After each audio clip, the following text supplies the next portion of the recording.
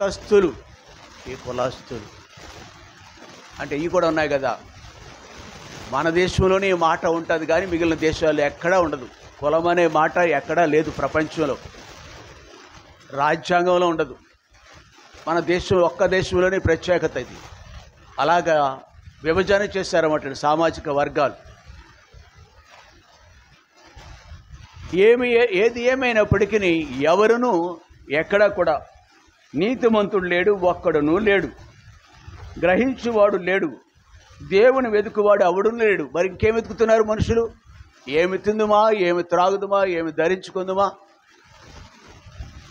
ఏమి సంపాదించుకుందుమా.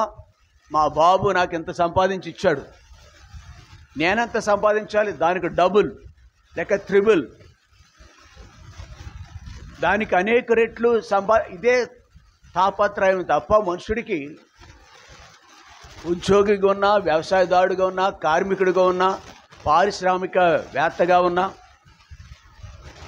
ప్రతి ఒక్కడు ఇదే తాపత్రయం. అంటే ఇదే తెలుసు మనుషుడికి, ఇదే తెలుసు. మన పూర్వీకులు ఇలా జీవించారు, మనకు కూడా ఇదే తెలుసు. అందుకే గ్రహించేవాడు లేడు, దేవుని వెతుకువాడు అంతకంటే లేదు. దేవుని వెతకటం ఏంటి? విచిత్రంగా ఉంది మాట. మన దేశంలో మన పట్టణాల్లో మనం ఉండే పట్టణాల్లో అడుగు అడుగున వీధి మొగలు, వీధికి కనబడతారే మనకి దేవుళ్ళు. ఇలాగున దేనినైనా నిలబెడితే అదే ఆరాధించడానికి యోగ్యమైనది. దేవుడిని వెతకట్లేదు, ఇట్లాగా వెంపర్లాడుతున్నారు. ఒక రాయిని పాతుతారు, అదే. కాబట్టి క్రీడ ఇలాంటి స్థితిలో దేవుడు మనల్ని జ్ఞాపకం చేసుకున్నాడు.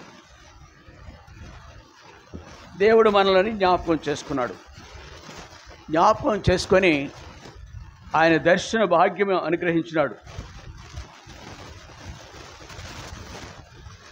దేవుని దర్శన భాగ్యము ఈ 25వ వచనంలో ప్రభుని ఆరాధిస్తున్న వ్యక్తికి ఇచ్చినాడు. ఇతడు కూడా ఆ కోవకు చెందినవాడే, మతస్థుడు, యోధా మత ప్రవిష్టుడు. అట్టి బహుశా ప్రపంచంలో లేడనమాట. అంత మత గ్రంథములు ఔపాసనం చేసినాడు, మతనిష్ట కలిగిన వాడు. ఎట్లాంటి వ్యక్తి అంటే ఆ మతమే ఉండాలి, ఏ మతము ఉండకూడదు. ఇది 100కు 100 పాళ్ళు, 100కి 200 పాళ్ళు రైట్ ఈ మాట. అప్పుడు అలా చేసేవాడు ఈ మనుషుడు. సౌలని ఈ మనుషుడు చంపేసేవాడు. ఎవరినైనా దేవుడు అంటే ఆ దేశంలో, ఆ ఇశ్రాయేలు దేశంలో యేసు ప్రభు దేవుడు అన్నారా, కథం అంతే, సఫా. ఎవరిని అలాంటి దేశాలు ఇప్పుడు కూడా ఉన్నాయి ప్రపంచంలో. కొన్ని దేశాలు ఎవరిని అనకూడదు, వాళ్ళు చెప్పేదే చెప్పాలి. మనం కూడా బహుశా మన దేశంలో ఎలా ఉందో నాకే తెలీదు, మీకు తెలుసు బాగా నాకంటే. కాబట్టి ఇట్లాంటి మూడులు మత మౌఢ్యము కలిగిన వ్యక్తి అయిన ఈ మనుషుడు కళ్ళు తెరవబడినవి ఒక దినాన. అంటున్నాడు, ఈయన ఈ స్థితిలో ఉన్నాను నేను అంటున్నాడు. ఈ రోమీయులకు రాసిన పత్రికలోనే 14 నుంచి కనుక చూస్తే మనము చదువు.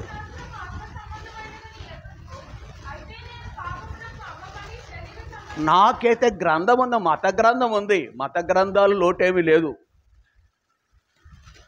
మతాలని చెప్పుకుంటూ మత గ్రంథాలు రచించుకున్నారు. అవి సత్యమా, సత్య దూరమా, దట్ ఈస్ డిఫరెంట్ థింగ్. అయితే ఇక్కడ వీళ్ళకైతే ఒక మత గ్రంథం ఉంది. బహుశా ప్రపంచంలో మత గ్రంథం లేని వాళ్ళు ఎవరూ లేరు. ఈ ధర్మశాస్త్రం అనేది మత గ్రంథం, అది ఆత్మ సంబంధమైన నేను ఎరుగుదును. అయితే నేను పాపమునకు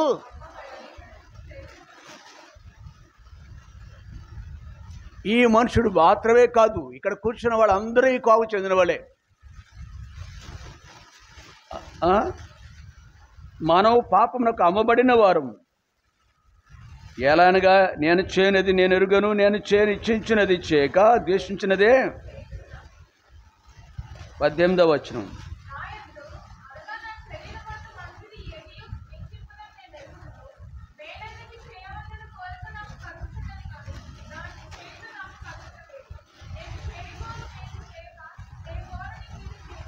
ఇలాంటి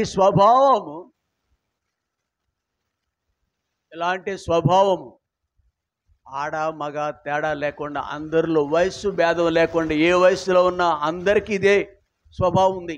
కాదని చెప్పే హక్కు ఎవరికీ లేదు. కాదని చెప్పలేము. ఇదే స్వభావం ఇది. నేను యోగ్యుడిని యోగ్యురాలని నువ్వు చెప్పలేవు.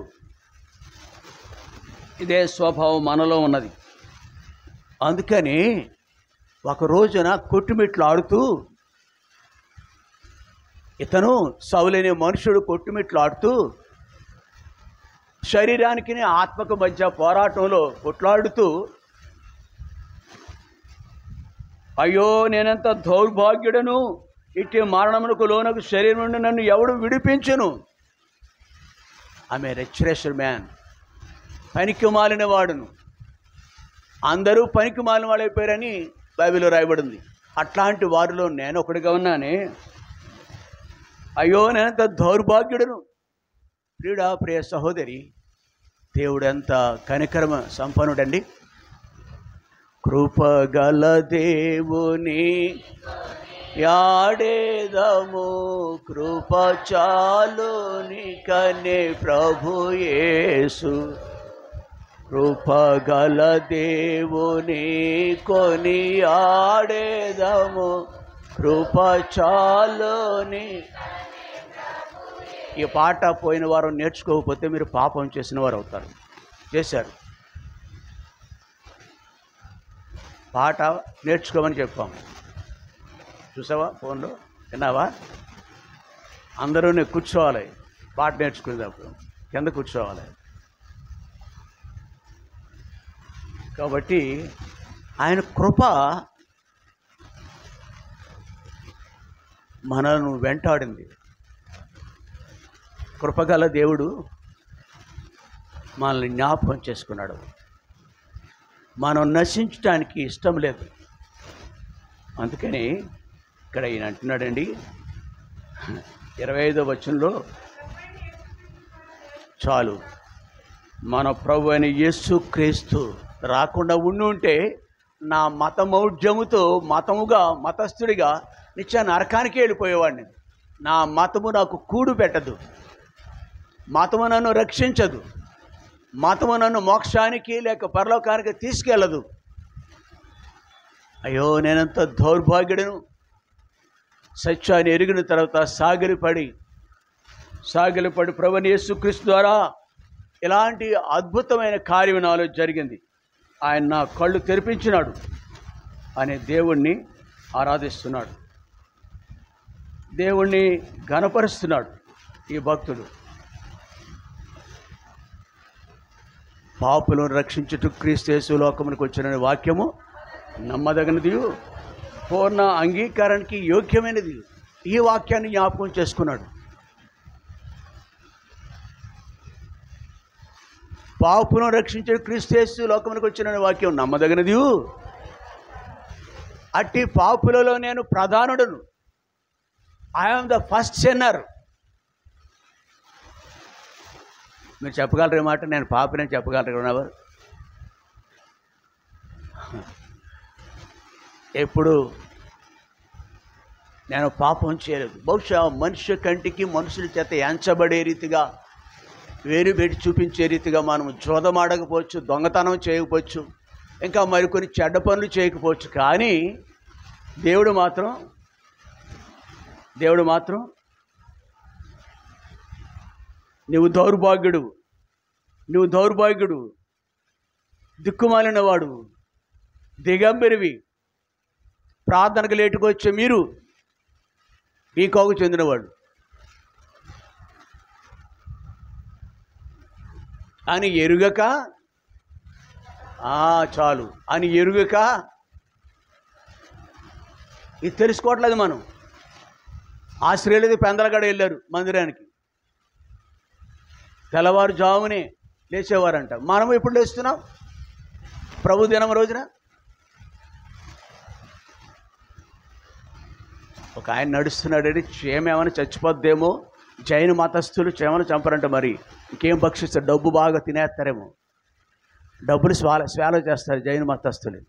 చేమలు మాత్రం చంపరాడు. అలా నడుస్తున్నాడు. ఇక్కడ ఒక అతను ప్రార్థనకు వస్తూ పాటలు అయిపోతున్నాయి, అరే పరిగెడదాం లేదు. ఏమి నడక నీ టీవీ అనుకున్నాను నేను. Is not feeling shy to come లేట్గా రావటం సిగ్గుపడాలి మనం.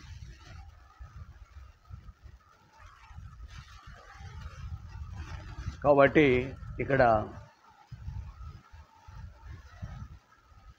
ప్రియుడు, రక్షింపబడిన ప్రియుడు కలిగి ఉన్న ఈ ధన్యత ఎంత గొప్పదో అని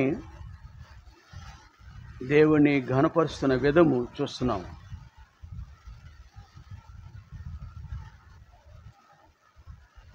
అలాగున మనము కూడా ఆ ప్రియుడి వలె రక్షింపబడ్డాం, దేవుని చేత పట్టబడినాం.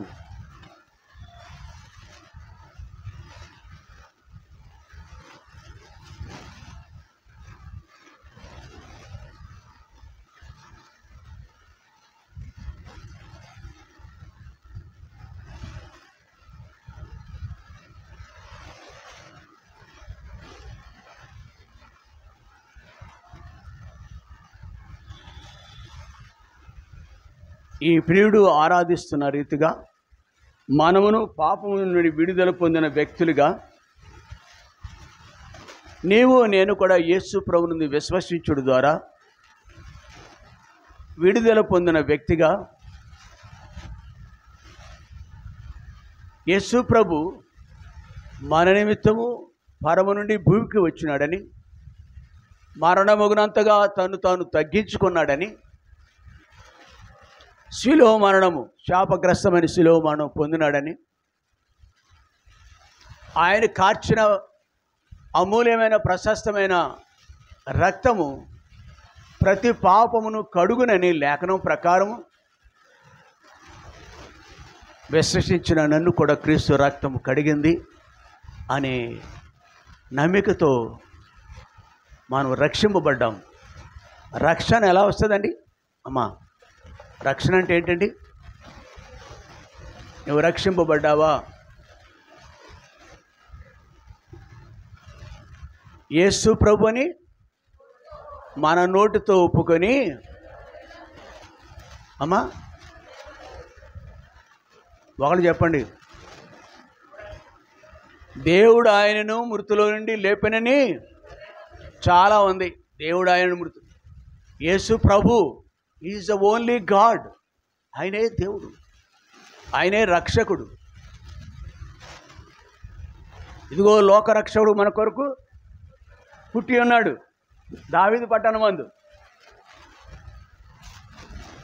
ఆయన రానే వచ్చారు. సార్వత్రిక లోకానికి, ప్రపంచం అంతటికీ సత్యం ప్రకటింపబడుతుంది. మన దేశానికి కూడా యేసు ప్రభు శిష్యులలో, భారతదేశానికి కూడా యేసు ప్రభు శిష్యులు 12 మందిలో ఒక వ్యక్తి భారతదేశానికి వచ్చి ప్రాణమును దానం చేశాడు. ఆయన ప్రాణమును ధారబోస్తున్నాడు. ఆయన మద్రాసు నగరంలో, కేరళ మద్రాసు నగరాల్లో 2 రాష్ట్రాల్లోనూ దేవుని యొక్క సువార్తను ప్రకటించారు. ఆయన ప్రాణమును పెట్టడానికి ఇష్టపడినాడు. ఆయన దేవుని నమ్మిన వారు ప్రాణాన్ని ఎప్పుడు ప్రభు కంటే ప్రాణాన్ని ఎక్కువగా ప్రేమించరు అనే దానికి తోమ, అంతేకాదు శిష్యులు, ఇంకా చాలా భక్తులు ఈనాటికి వరకు కూడా, ఆనాడు నుండి ఈనాడు వరకు కూడా అలాంటి వారు అనేకులు మనం చూస్తున్నాం. ప్రియుడ, ఇలాగున మనము రక్షింపబడ్డాము. ఒకనాడు సౌలు పౌలుగా మార్చబడ్డాడు ఆయన మాత్రమే కాదు, కానీ నీవు నేను కూడా అమ్మా నాన్న వస్తున్నారని వాళ్ళ యొక్క చెంగు పట్టుకుని వచ్చినంత మాత్రాన నీకు 20 ఉన్నా 30 సంవత్సరాలు ఉన్నా నీకు రక్షణ లేదు. భర్తవైనా భార్యవైనా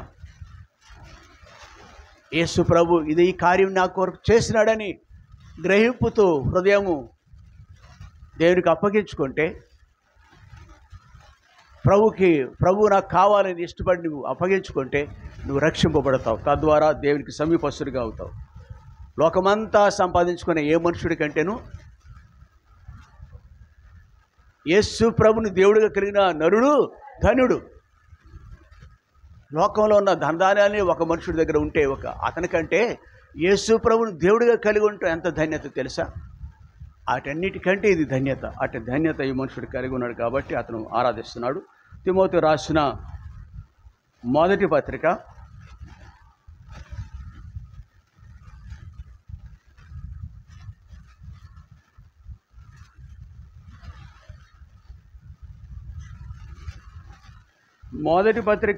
1 అధ్యాయము 16వ వచనం.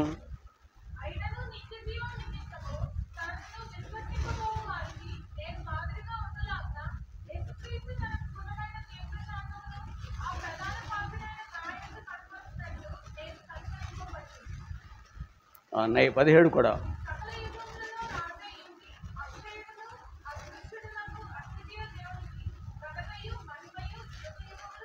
రెండవ హేతువుతో ఆరాధిస్తున్నాడు ఈ భక్తుడే. 17వ వచనం, సకల యుగములలో రాజయుండి అక్షయుడును అదృశ్యుడును అద్వితీయ దేవుడు.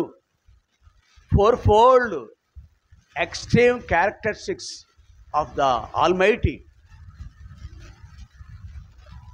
ఈ గుణలక్షణాలు ఎవరికి లేవు. ఆ ఫోన్ సైలెంట్లో పెడదాం. ఫోన్లు సైలెంట్లో పెట్టడం కూడా నేర్చుకుందామా, లేకపోతే అది స్విచ్ ఆఫ్ అనే చెప్తారు. రెండింటిలో ఏదో ఒకటి. పక్క వాళ్ళు అడిగినే చెప్తారు. సకల యుగములలో రాజు ఎవరండి? ఒక దేశానికి అధ్యక్షుడైతే, దేశానికి రాజు అయితే, దేశానికి ప్రధాని అయితే, రాష్ట్రానికి ముఖ్యమంత్రి అయితే ఎంతకాలం ఉంటాడు? 20 సంవత్సరాలు 25 సంవత్సరాలు ఉండవచ్చు ఒకవేళ ఆ మనుషుడు. జీవితకాలం గొప్ప పాలకురాలు, గ్రేట్ ఉమెన్ అనబడిన ఇందిరాగాంధీకి కూడా సాధ్యపడలేదు. ఈనాటి రాజకీయ నాయకులు మిగిలిన దేశాలు ఏమో కానీ మన దేశంలో మాత్రం ఏదో ఒక రోజున జైలుకి వెళ్తారేమో. వాళ్ళ అధికారాన్ని బట్టో లేక పొరపాట్లను బట్టో మరో దాన్ని బట్టో వాళ్ళకి జీవితంలో పరిపాటి అయిపోయింది. జైలుకి వెళ్ళటం ఒక అలవాటు అయిపోయింది నాయకులకి. వాడు నన్ను పెట్టాడు కాబట్టి నిన్ను పెడతాను, అది సాంప్రదాయం జైలు పెట్టే విషయంలో. కాబట్టి ఒకవేళ ఈ లోకంలో అలాంటి వాళ్ళు మనం చూస్తున్నాం. అయితే ప్రభు గురించి రాయబడింది, సకల యుగములలో.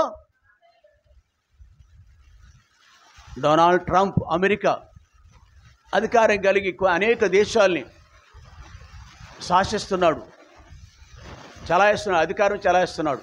తన దేశం మీద కాదు, ప్రపంచంలో అనేక దేశాలు. సకల యుగంలో రాజా కాదు, సకల యుగములలో రాజు అయ్యుండి ఆయన రాజు. సకల యుగములలో భూమి పుట్టకపూర్వం ఆయన రాజు, పుట్టిన తర్వాత ఆయన రాజు. ఇప్పుడు కూడా యేసుక్రీస్తు అందరికీ ప్రభు, రాజు, నాకు రాజు, మన అందరికీ రాజు. రాజు అయ్యుండి అంటే ఏంటి? ప్రారంభం ముగింపు అనేది లేదు. ఈజ్ దేర్, ఉన్నవాడు అనేవాడు, అక్షయుడు. కానీ మనం చూసేవన్నీ కూడా క్షయమైపోయేవి. వాటి పేరు నేను ఎత్తట్లేదు. దేవుడు అనేవి నిర్జీవమైనవి.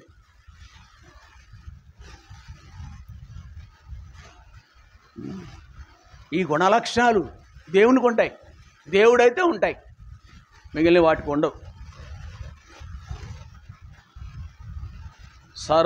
సకల యుగములలో రాజు అయి ఉండి అక్షయుడును అదృశ్యుడు. కనిపిస్తాడా? అందుకే ఎప్పుడు కూడా యేసు ప్రభు బొమ్మ మాత్రం పెట్టుకోవద్దు మీరు. అదృశ్యుడు అయినంతే. ఆత్మలో ఆయన ఆత్మ, అది కూడా వద్దు. అది మనుషులు గీశారంతే యేసు ప్రభు అని. అది కూడా మంచిది కాదు, విగ్రహారాధన అవుతుంది. రోమన్ క్యాథలిక్ వాళ్ళగా వద్దు. అది మనం పెట్టుకోలేమా ఏంటి? That is not the divine nature, divine method. వద్దు. అది తెలియక చేస్తారు పాపం మనవాళ్ళు అనేకులు. కాబట్టి అదృశ్యుడైన అద్వితీయుడు అంటే మరొక లేరు.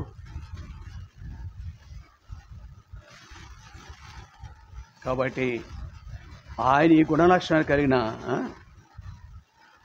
ఘనత మహిమ యుగయుగములు ఆరాధిస్తున్నాడు. ఎలాగని అక్కడ ఆరాధించాడు. రోమపత్రిక, తిమోతి పత్రిక కూడా అదే దైవజనుడు ఆరాధిస్తున్నాడు. ఏమని ఆరాధిస్తున్నాడంటే నిత్య జీవమునకు అనుగ్రహించాడు. ఆయన విశ్వసించిన వారికి నిత్య జీవం 16వ వచనంలో ఉందా లేదా? నిత్య జీవము నాకు అనుగ్రహించే దేవుడు ఆయన. నాకు నిత్య జీవాన్ని ఇస్తున్నాడు, నిత్య రాజ్యాన్ని ఇస్తున్నాడు, నిత్య జీవంలో నడిపించాడు.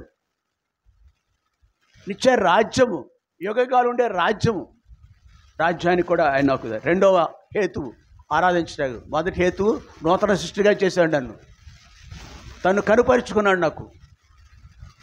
రెండవది ఎట్టివాడు నా దేవుడు, ఆ గ్రహింపు కలిగి ఆరాధిస్తున్నాడు. మూడవది పేతురు రాసిన 2వ పత్రిక 1వ అధ్యాయం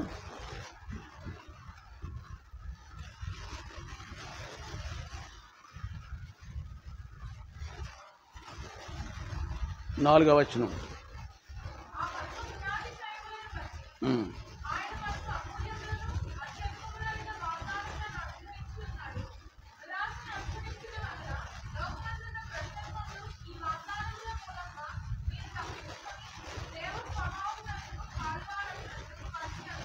దురాశను అనుసరించుట వలన లోకమందున్న భ్రష్టత్వము. ఆశ అంటే ఏంటంటే ఆశకు దురాశకు చాలా తేడా ఉంది. నాకు బంగారం కావాలి, ఏనుగు తలకాయ అంతా బుట్టలు చేయించుకోమని కాదు. ఏనుగు తలకాయ అంత ఉంటుంది ఒక్కొక్కరి దగ్గర. బుట్టలు కొంచెం తగు. బైబిల్లో రాయబడిన మాట ఏంటంటే తగు మాత్రం. నువ్వు అసహ్యమైన వ్యక్తి అని లోకాన్ని చూపించుకోకు. నువ్వు దేవుని బిడ్డవైతే నువ్వు తగు మాత్రంగా ఉండాలి. దేవుడు నీకు ఎంతో ఇస్తాడు.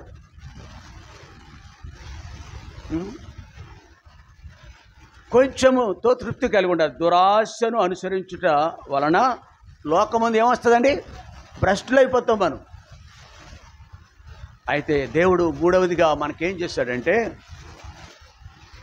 ఆ మహిమ గుణాతిశయములను ఆయన మనకు అమూల్యములను ఆ మహిమ గుణాతిశయములను బట్టి ఆయన మనకు అమూల్యములను అత్యధిక అమూల్యమైన వాగ్దానాలవి, వెలకట్టలేని వాగ్దానాలవి, అత్యధికములైన వాగ్దానాలు అవి మనకిచ్చి ఈ భ్రష్టత్వాన్ని తప్పించి తర్వాత ఏం చేశారు? దేవ స్వభావములో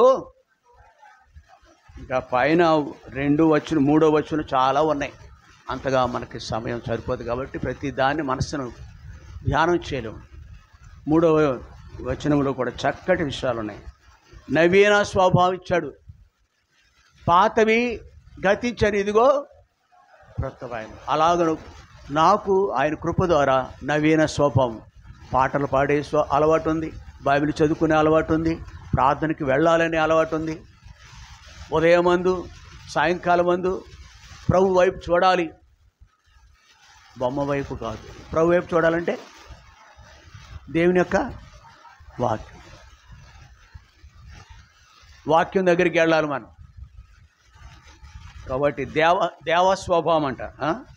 నవీన దేవస్వభావం దేవుని యొక్క స్వభావం అంటండి. నవీన స్వభావం అని ఉంటుంది ఒక చోట. ఇదేంటి? ఏ స్వభావం ఇది? దేవ స్వభావం, గాడ్లీ నేచర్.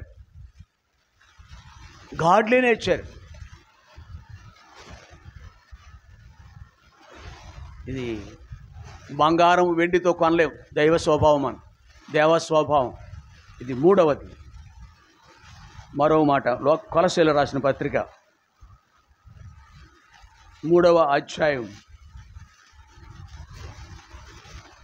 కొలస్సీలకు రాసిన పత్రిక 3వ అధ్యాయము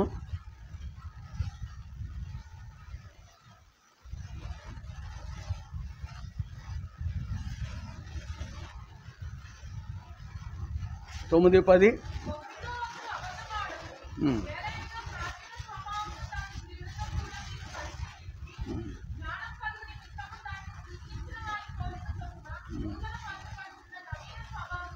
ఇక్కడ ఉంది కదా నవీన స్వభావం అనేది. అక్కడ ఏది గొప్ప? నవీన స్వభావం కంటే దేవ స్వభావము. ఒక వ్యక్తిని చూసి అచ్చం కాలేజీలో ఒక మాస్టర్ని దేవుడు మాస్టర్ అంటాడు. దేవుళ్ళ అంటే ఎవరు తిట్టడో కొట్టడో దూషించడు ఆయన, దేవుడు మాస్టర్. కళ్ళు కూడా ఎర్రబడి చూడనమాట. కొంతమంది దేవునిలే అసలు దేవదూత అంటాం. ఒక వ్యక్తి స్వరూపాన్ని చూసి నిజంగా దేవదూత మన మధ్య నిలబడిందా అనుకుంటాం. ఆకారాన్ని బట్టి, స్త్రీలను బట్టి ఒక దేవుడు అని పిలుస్తున్నారు కాలేజీలో. ఒక ఆవిడ్ని, ఒక సహోదరుని కూడా దేవుళ్ళగా. నిన్న ఒక వ్యక్తి అంటున్నాడు ఆ పార్కులో, దైవ దర్శనం దొరికింది అనుకుంటున్నారు సార్, మిమ్మల్ని చూడగానే నాకు దైవ దర్శనం దొరికింది అనుకుంటున్నాను అంటాడు. 2 సార్లు అలాగా చాలా కాలం తర్వాత చూశాడు. ఆ వ్యక్తి పట్ల అతనికి ఎనలేని మమకారం, గౌరవం ఉంది. మమకారం, గౌరవం ఉంది. ఇలా 4-5 సార్లు అంటున్నాడు ఒక వ్యక్తితో మరొక వ్యక్తి. అది వాటిని రూపం చూస్తుమా, ఆ వ్యక్తి పట్ల ఉన్న గౌరవ భావం చూసి 2 చేతులు జోడించి దైవ దర్శనం దొరికింది అనుకున్నాను సార్ నాకు. రియల్లీ అన్న వ్యక్తి బాలకొండయ్య ఆ మనుషుడి పేరు. కాబట్టి ప్రియులారా, అది మనుషుల దృష్టి చేత, కానీ దేవుని దృష్టిగా ఇట్లాగా మనం దేవ స్వభావంలో, నవీన స్వభావంలోనికి మారే. ఇది 4వది దేవుడు అనుగ్రహించేది. నూతన సృష్టి చేశాడు, నిత్య జీవానికి యోగ్యుడిగా, నిత్య రాజ్యానికి అర్హులు చేశాడు, దేవ స్వభావంలో పారివారిగా చేశాడు, నవీన స్వభావం ఇచ్చాడు మనకి. కొలసి 3వ అధ్యాయంలో చెప్పని రీతిగా 3వ అధ్యాయంలోనే ఎప్పుడు నవీన స్వభావం మనం కలిగి ఉంటాము. 5 నుండి 8 చూడండి ఒకసారి.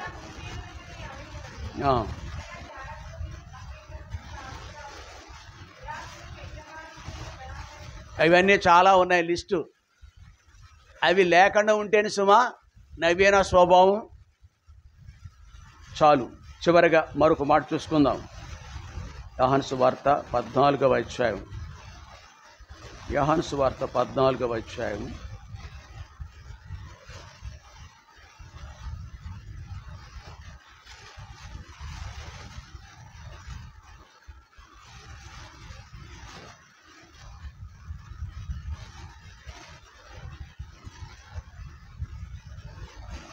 పద్దెనిమిదవ వచనం.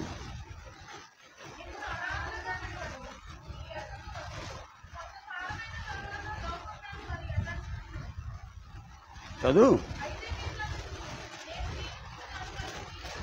ఇది వాగ్దానంతో కూడిన నిరీక్షణకు ఆస్పదమైన లేఖన భాగాలు. మిమ్మల్ని అనాథులుగా విడువను, మీ యొద్దకు తిరిగి నేను రానే ఉన్నాను, మీ కొరకు మిమ్మల్ని తీసుకొని పోవటానికి. 14వ అధ్యాయంలో 1వ వచనాల్లో ఉంది కదా.